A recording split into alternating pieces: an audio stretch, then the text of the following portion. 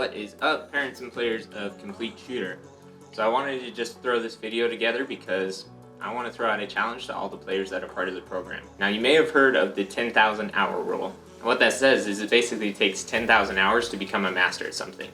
Now, it's not that simple because you need a good mentor, you need to make sure your practice is really good, but in general, about 10,000 hours to become a master. But there's also another rule that a lot of people don't know about, and that's the 20-hour rule.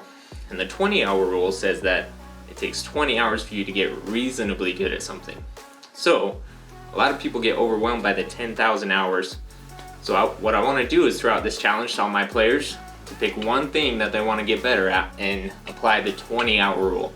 So between now and the end of April, I want you to pick one thing and spend 20 hours doing that thing and just see how much better you're going to get by putting in those 20 hours. Now, that could be anything. It could be something you're bad at that you want to improve on and get better, or it could be something you're already good at but you want to be great at. So it doesn't matter what it is. I just want you to pick that one thing, put in that 20 hours, and just see the difference that it's going to make. Now, that gives you over a month, so that's not even an hour a day. You'll have plenty of time. Remember, it's 20 hours of deliberate practice with that thing. So if you're just kind of going out and shooting and just kind of putting half your effort into it, it's not going to work, right? It's got to be 20 intense hours of working on that thing.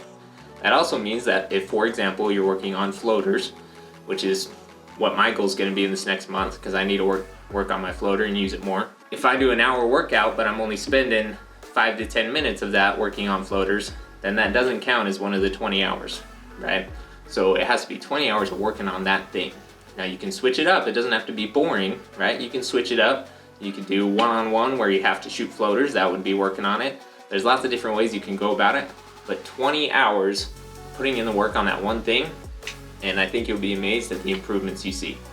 Now, we're gonna keep doing our lessons just like normal, and we're gonna work on all the other stuff too, but find extra time, even just 15 minutes before, 15 minutes after your workout, to put in a couple extra minutes and reps on that one thing that you want to improve on.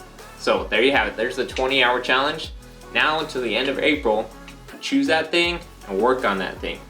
As a player, you need to be accountable and put your time in. As a parent, you can help with that as well.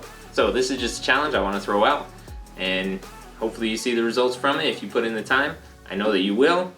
20 hours to get reasonably good. So find that thing, put in the work, and I'm excited to see the results.